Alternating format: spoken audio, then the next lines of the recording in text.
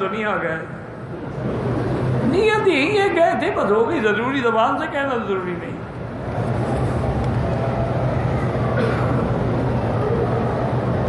میرا ایک دوست ملنگ فقیروں سے دھاگا لیتا ہے، ملنگ فقیروں کے بعد دھاگے کے سوا ہوتا کیا ہے؟ وہ تو ملنگ ہے نا، بلکہ اللہ کا حرم ہے۔ بہرحال میں کچھ چھوٹا سا چھپا کے بات کرتا ہوں۔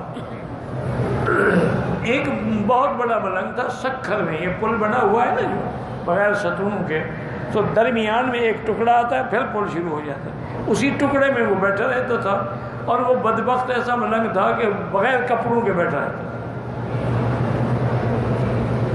عورتیں آ رہی ہیں اور مرد آ رہے ہیں اور اسے مانگ رہے ہیں، وہ یہاں سے کوئی نہ کوئی بال نکال کے دے دیتا۔ شاہ جی فرماتے ہیں مجھے بڑا جلال آیا، یہ بدبخت اتنی بڑی داڑھی ہے اور ننگا بیٹھا۔ میں قریب گیا اور میں نے کہا تمہیں شرم نہیں آتی؟ اللہ نے، اللہ کے نبی نے لعنت بھیجی ہے اپنے ستر کھولنے کی، اور یہ کیا تم بال توڑ توڑ کے دے رہے ہو؟ حضرت نے کہا شاہ جی ناراض کیوں ہوتے ہیں؟ جو خدا کا گھر چھوڑ کے آئے پر یہی دھاگا ہی ملے گا اور کیا ملے گا؟ آپ اپنا کام کریں، مجھے ان سے نمٹنے دیں۔ جن کو اللہ کا گھر چھوڑا ہوا ہے ان کو نصیب میں پھر یہی ہے۔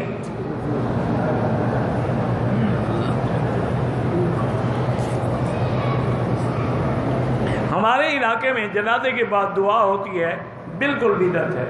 قبرستان میں اذان دیتے ہیں، بالکل بدعت ہے۔ جنازہ خود دعا ہے۔ جن لوگوں کو حضور کی دعا پہ اعتبار نہیں، ہمیں مولوی کی دعا پر بھی کوئی اعتبار نہیں۔ احرام کی حالت میں بیت اللہ کو چوم نہیں سکتا ہے، چومنا صرف حجر اسود کا ہے۔ وہ بھی احرام کی حالت میں احتیاط کرے، خوشبو لگی ہوتی ہے۔ تعویذ اور دھاگے وغیرہ باندھے ہوئے ہیں، بالکل نکال لیں۔ اگر کسی نے دیکھ لیا تو وہ خود بھی نکال دیں گے۔ یہاں عمل بالمعروف والنہی عن المنکر والے الحمدللہ موجود ہے، یہ ان کو نظر نہیں آئے۔ ایک پیر مجھے ملا، پتہ نہیں ابھی بھی ادھر ہوگا، تو مجھے کہنے لگا وکی صاحب آپ ساری زندگی تعویذوں کی اور ہماری مخالفت کرتے آئے، اب دیکھیں ہر گلے کے ہر بندے، ہم والے حج والے کے گلے میں ہم نے تعویذ ڈال دی ہے کہ نہیں ڈال دی؟ وہ کارڈ پہنا ہوا ہوتا ہے نا۔ ہم نے کہا حرم میں جتنے کام کرے لیکن سب کے گلے میں تعویذ ہے، ہمارے تعویذ ہر جگہ چل گئے ہیں، آپ خام خواہ ہماری مخالفت کرتے ہیں۔ تو میں نے کہا بدبخت جیسے یہ ہے نا، ایسا لکھ کے تم ڈال دیا، وہ میں بھی تمہیں منع نہیں کرتا۔ آیت الکرسی لکھ کے ڈال دیا کرو، سورۃ فاتحہ لکھ کے ڈال دیا کرو، قرآن کی آخری صورتیں لکھ کے ڈال دیا کرو۔ یہ تم اپنے انتر منتر جنتر جو کرتے ہو نا، ہمیں اس سے چڑ ہوتی ہے۔ بیت اللہ میں بوسہ لیا، کوئی دم شم نہیں۔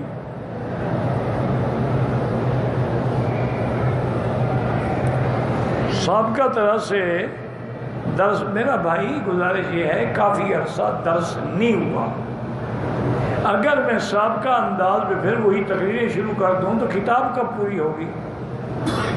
ہم ہر چیز الحمدللہ سوچ کے کرتے ہیں۔ جب میرا اندازہ ہو جائے گا، کیونکہ تقریباً یوں سمجھیں کہ 20 ذی القعدہ سے لے کر 20 محرم تک 2 مہینے درس بند رہا، کیونکہ حاجی آ گئے تھے۔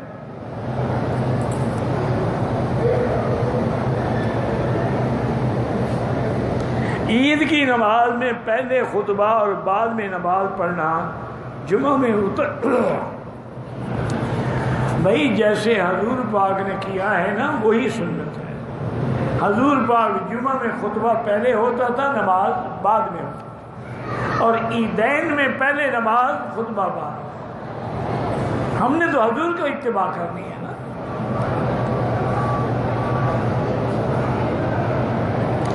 میں سید عطا اللہ شاہ بخاری سے محبت کرتا ہوں، اللہ ان کی قبر پہ کروڑوں رحمتیں فرمائے، ان کے لیے عمرہ کرو، طواف کرو، خیرات کرو، ثواب بھیجو۔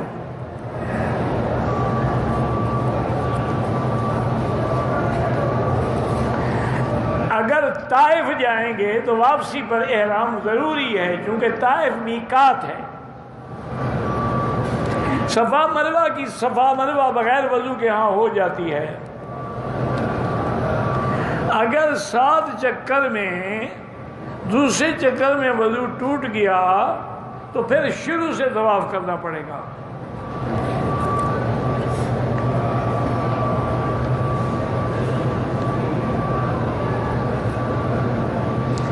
بہرحال ایک کہتے ہیں کہ جمعہ کی نماز میں جو خطبہ ہوتا ہے، ہمارے یہاں اس کی اذان امام کے سامنے ہوتی تھی۔ ایک مولوی صاحب نے کہا کہ نہیں، اذان باہر ہو کے دے، باہر بھی دے گا تو امام کے آنے کے بعد نا کوئی فرق نہیں پڑتا، وہ بھی گویا امام کے سامنے ہے کہ جب تک امام نہیں آئے گا تب تک اذان نہیں ہوگی۔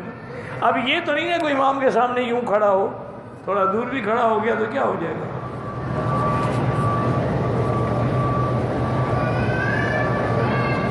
زندہ ماں باپ کے لیے دعائیں کریں، ان کے لیے طواف نہیں۔ شادی کی صحیح عمر کیا ہے؟ جب لڑکا لڑکی بالغ ہو جائیں، جتنا جلدی ممکن ہو شادی کرتے ہیں۔ آج کل بڑا دور فتن ہے اور لڑکیوں کی عزت کا بچنا بڑا خطرناک، دیکھ نہیں رہے ہو 6 سال کی بچی سے 8 سال کی بچی سے، یہ پتہ نہیں درندے ہیں جانور ہیں بندے ہیں، ان سے زیادتی ہو رہی ہے۔ اس لیے عمر کا کوئی تقاضا، یہ تو لوگ کہتے ہیں میچور ہو جائے، نوکری ہو جائے، تنخواہ لگ جائے، جب بیوی گھر میں آئے گی اس کا رزق بھی اللہ بھیجیں گے۔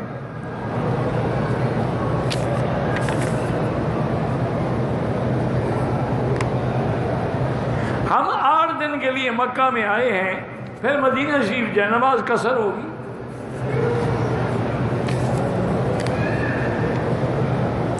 عید الاضحیٰ میں سنت یہ ہے کہ اپنی قربانی کے گوشت میں سے کچھ پکا کے کھائے، سنت ہے، پہلے کھا لیا تو کوئی بات نہیں۔ لیکن اسی طرح عید الفطر میں عید نماز پڑھنے سے پہلے کچھ میٹھی چیز کھا لے، کھجوریں کھا لے، کچھ کھا لے، یہ سنت ہے۔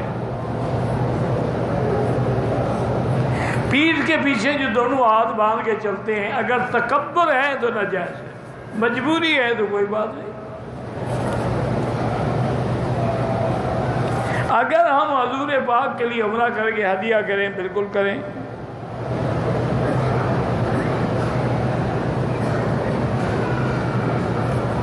کہتے جی کہ اگر ممبر میں ایسا پتھر لگایا جائے کہ اس میں آدمی کو چہرہ بھی نظر آتا ہے، کوئی حرج نہیں۔ 786 لکھنا جو ہے یہ شریعت کے خلاف ہے۔ بسم اللہ الرحمن الرحیم لکھیں، یہ اگر حرف چلیں گے تو پھر اپنے نام کے ساتھ تم نے کبھی لکھا ہے 420، اس کی عدد بھی تو نکالنا کتنے بنتے ہیں۔ جس دن سعودی عرب میں روزہ ہو، ہم اپنے ملک میں روزہ رکھیں، بالکل نہیں۔ صوموا لرؤیتکم وافطروا لرؤیتکم، ہر ملک کی اپنی رویت ہے۔ آپ کے اور سعودی عرب میں 1 دن کا فرق ہے، کبھی 2 دن کا بھی فرق ہو جاتا ہے۔ فوت شدگان کے لیے گھر والے بیٹھ کے قرآن پڑھیں تو جائز ہے۔